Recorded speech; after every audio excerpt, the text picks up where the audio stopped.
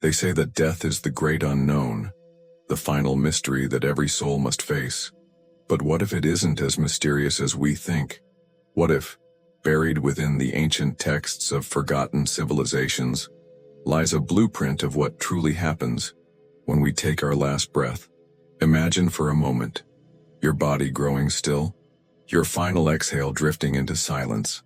But instead of darkness, you find yourself awakening to something far more profound.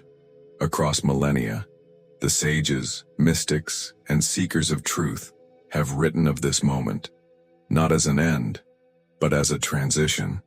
The Egyptians meticulously prepared their dead for a journey beyond this world.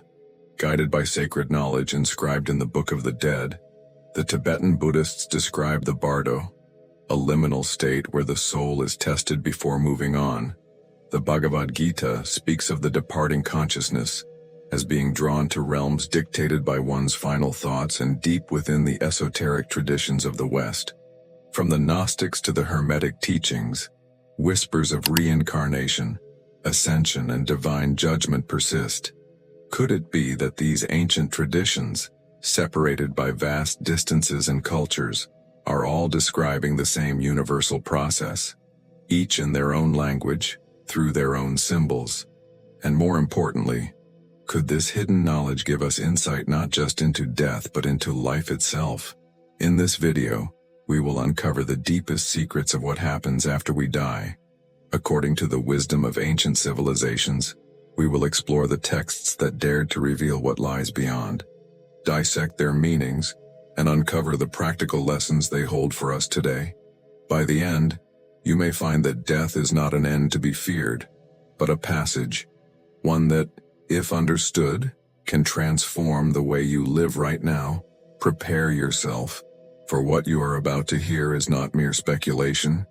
It is a revelation passed down through ages, hidden in plain sight. Let us begin. Since the dawn of civilization, humanity has grappled with the question of what happens after death. Across cultures and epochs, the greatest minds, mystics, and philosophers have sought to unveil the hidden mechanics of the afterlife. While modern science often views death as the final cessation of consciousness, ancient texts paint a vastly different picture, one in which death is merely a doorway to another realm of existence. In ancient Egypt, death was not an end, but a sacred transition. The Book of the Dead, one of the most detailed esoteric texts on the afterlife, describes a treacherous journey through the duat, the underworld, where the soul must face trials, answer divine questions, and ultimately stand before Osiris in the Hall of Mayat. Here, the deceased's heart was weighed against the feather of truth. A heart burdened by wrongdoing would be devoured by Ammit, the soul destroyer, while a pure heart would ascend to the Aru, the field of reeds, a paradise of eternal peace. The Egyptians believed that knowledge of these sacred rites granted power beyond death, ensuring a safe passage into eternity. Meanwhile, in the East, the Tibetan Bardo Thodol, known as the Tibetan Book of the Dead, offers a strikingly similar vision. It describes the soul's passage through the bardo, an intermediate state where it experiences visions, divine beings, and karmic reflections of its past life. If one recognizes these illusions for what they are, liberation is possible. But if fear and attachment prevail, the soul is drawn into another cycle of rebirth, dictated by its past actions. The underlying teaching, consciousness continues beyond the physical body, shaped by the very thoughts and emotions cultivated in life. In Hindu philosophy, the Bhagavad Gita speaks of the soul, or Atman, as indestructible, merely transitioning from one form to another.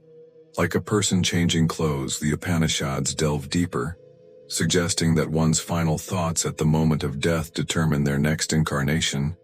If the mind is consumed by earthly attachments, the soul is bound to return. But if the mind is fixed upon the divine, liberation, moksha, is attained, breaking the cycle of rebirth and merging the self with the infinite. Even in the esoteric traditions of the West, the concept of life after death takes on mystical dimensions. The Gnostics believed that upon death, The soul must pass through cosmic barriers guarded by archons, spiritual gatekeepers who test its wisdom. Only those who have attained true knowledge or gnosis can break free from the cycle of reincarnation and return to the divine source. Hermetic teachings echo this, stating that the soul, upon leaving the body, ascends through the celestial spheres, shedding its earthly limitations until it reaches the realm of pure spirit. These ancient perspectives, though separated by geography and time, reveal a profound truth. Death is not the annihilation of the self, but a transformation. The state of consciousness we cultivate in life determines what happens next, whether viewed as a judgment, a journey, or a test of spiritual evolution. The message is clear.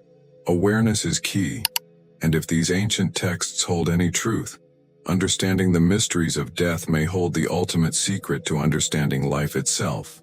If death is a transition rather than an end, what exactly happens in that crucial moment when the body takes its final breath? Ancient texts suggest that the departure of the soul is not an immediate event but a process, one in which consciousness gradually detaches from the physical form, entering a state beyond time and space. But what does this journey truly look like? The Tibetan Bardo Thodol describes this moment with striking clarity. According to the text, in the first few moments after death, the individual may not even realize they have passed. The soul, still tethered by habit and memory, lingers near the body, confused by the sudden disconnection. It is said that some spirits attempt to communicate with the living, calling out to loved ones, only to be met with silence. This is the Chikai Bardo, the phase of clear light, where those who have spent their lives cultivating spiritual awareness may immediately recognize their true nature and attain liberation. But for most, the pull of attachment is too strong and the journey continues in Egyptian teachings. This moment is depicted as the soul standing before the god Anubis, the guardian of the underworld. Here, the deceased is given a chance to acknowledge the truth of their life. The ancient Egyptians believed that what comes next is shaped by the energy one carried in life. Fear and regret can manifest terrifying illusions, while purity of heart leads to divine guidance. The Book of the Dead serves as a manual for navigating this realm, with specific prayers and affirmations designed to help the soul pass safely through the trials ahead. This concept, that the state of one's consciousness at death determines their experience in the afterlife, is echoed in Hindu and Buddhist traditions. The Bhagavad Gita states that, whatever state of being one remembers at the time of death, that state he will attain without fail. In other words, if the mind is obsessed with material desires, the soul is drawn back into physical existence. But if the final thoughts are focused on the divine, one moves beyond the cycle of rebirth. This aligns with the Tibetan teaching that in the Bardo, one encounters visions, some beautiful, others terrifying, all projections of the mind itself. Those who recognize these as illusions move forward. Those who succumb to fear remain trapped. Similarly, in Gnostic and Hermetic traditions, death is seen as a passage through different planes of existence. The soul must pass through a series of celestial gates, each guarded by an entity that tests the traveler's wisdom. These guardians, described as archons or planetary rulers, represent different aspects of human limitation: ego, desire, attachment to power. Only those who have purified their consciousness can ascend beyond these barriers, returning to the realm of pure spirit. This is the ancient concept of the ladder of lights found in various mystical traditions, where the soul must rise through layers of existence to reunite with the divine. But what happens to those who fail these tests? What becomes of the souls who remain attached to their earthly identities, their regrets, their fears? Ancient teachings suggest that they are pulled back into the cycle of rebirth, some returning to the physical plane, others lingering in intermediate states, unable to move on. This raises a crucial question. Is it possible to prepare for this journey while still alive? And if so, how? The answers lie in the next phase of our exploration. If the afterlife is shaped by the consciousness we cultivate in life, then what happens next is not predetermined. It is dictated by the mind itself. But how does this process unfold? What forces guide the soul through its post-mortem journey? Ancient texts suggest that after the initial phase of transition, the soul enters a realm that reflects its innermost nature. This is where the paths diverge, some ascending toward enlightenment, others becoming ensnared in the illusions of their own making. In the Bardo Thodol, this phase is known as the Chonyi Bardo, the realm of radiant deities and terrifying apparitions. Here, the soul encounters celestial beings, resplendent with divine light, emanations of wisdom and compassion. If one recognizes these visions as manifestations of their own higher consciousness, they can merge with the light, achieving liberation.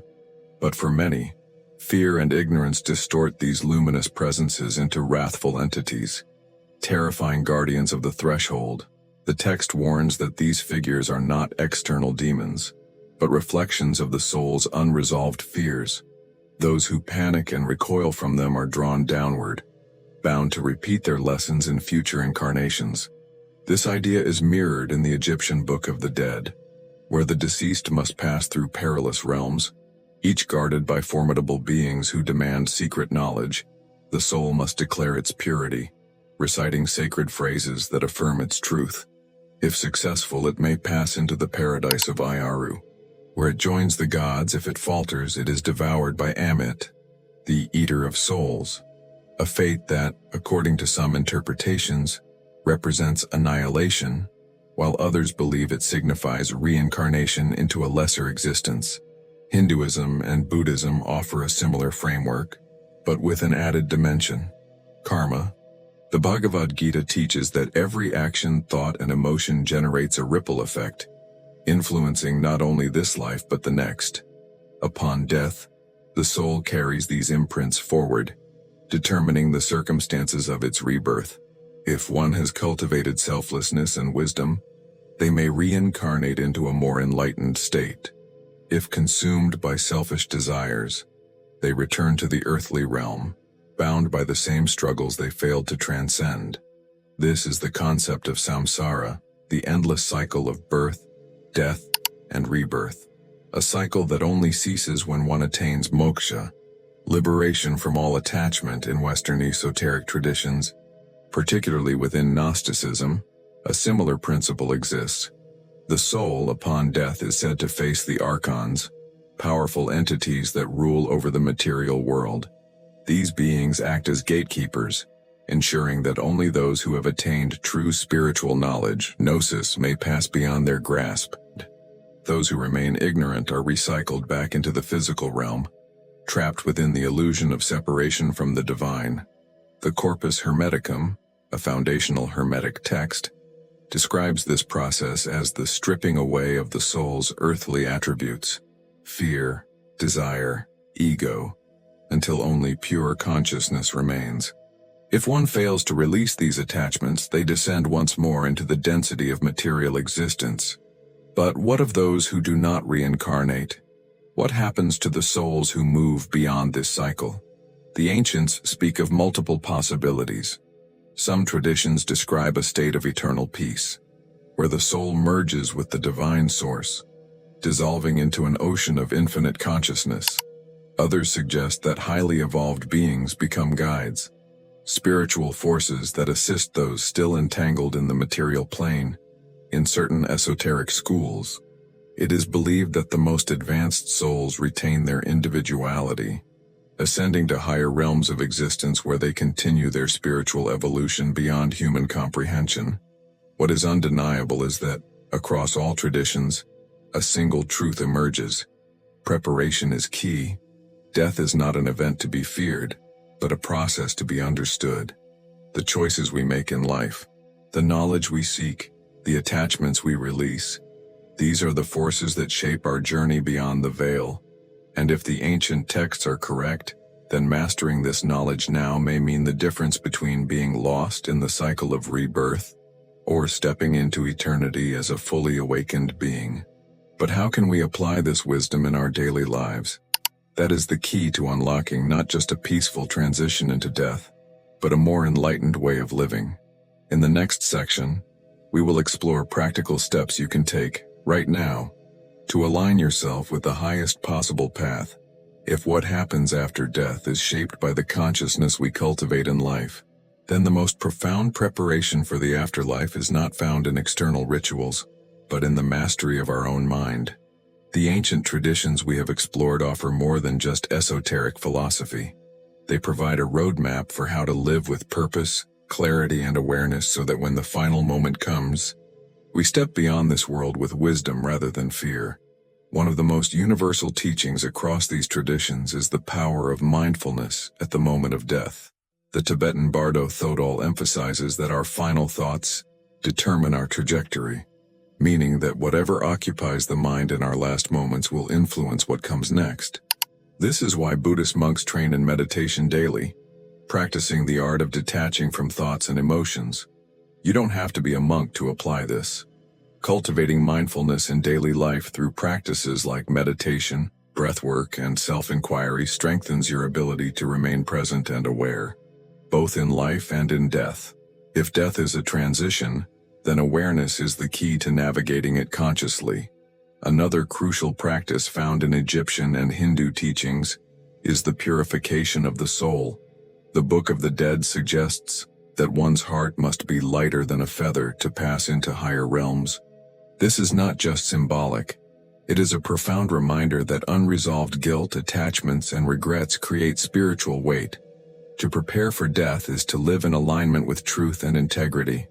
This means practicing forgiveness, not just toward others, but toward yourself. It means releasing grudges, healing past wounds, and living in a way that leaves no regrets. The lighter the soul, the freer it becomes. Beyond inner purification, there is also the practice of lucid dreaming and astral projection, found in both Eastern and Western esoteric traditions. The Bardo Thodol describes death as similar to a dream, meaning that those who master the art of conscious dreaming may also navigate the afterlife with greater awareness. In many mystical traditions, practices such as astral travel and deep visualization techniques are used to simulate the process of leaving the body, making the transition at death less disorienting. If one can become conscious in a dream, then one may also become conscious in the afterlife.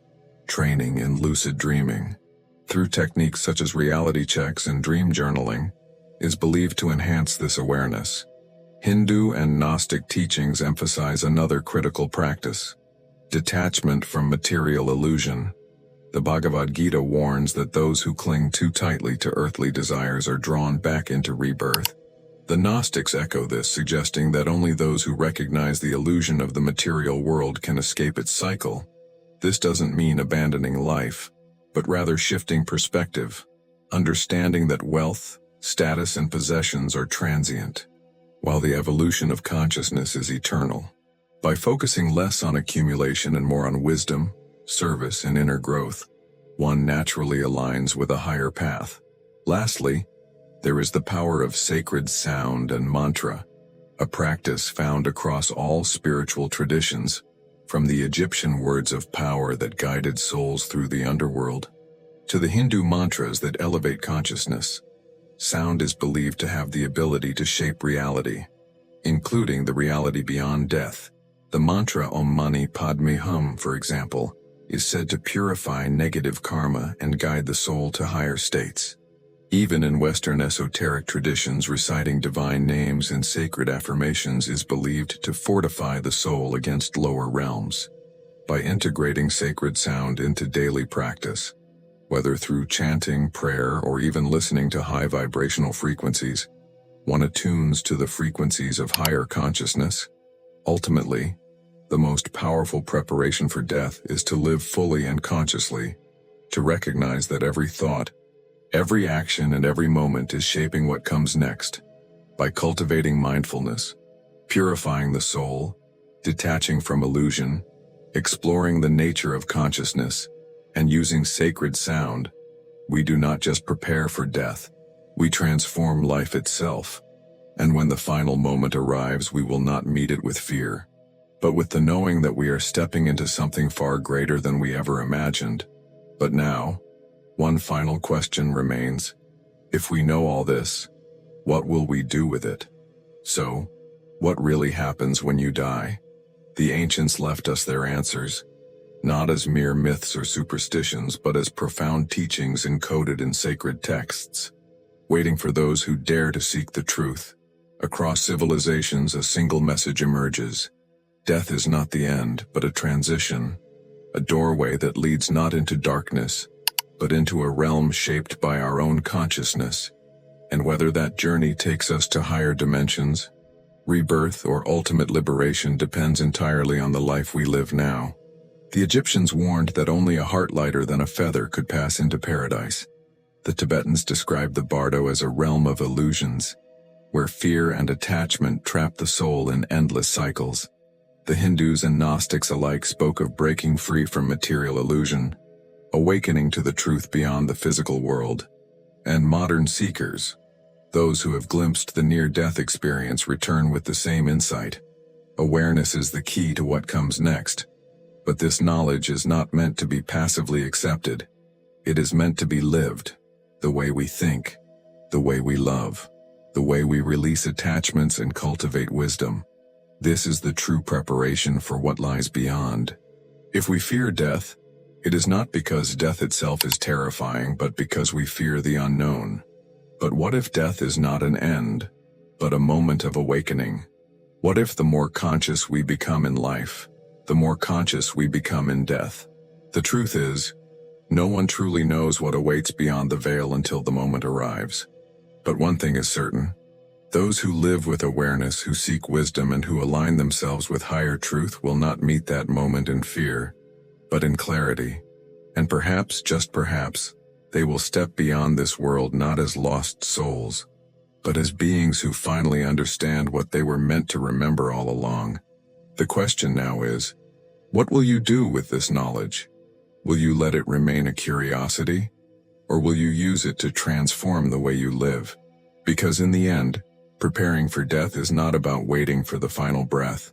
It is about waking up right now. What do you believe happens after we die?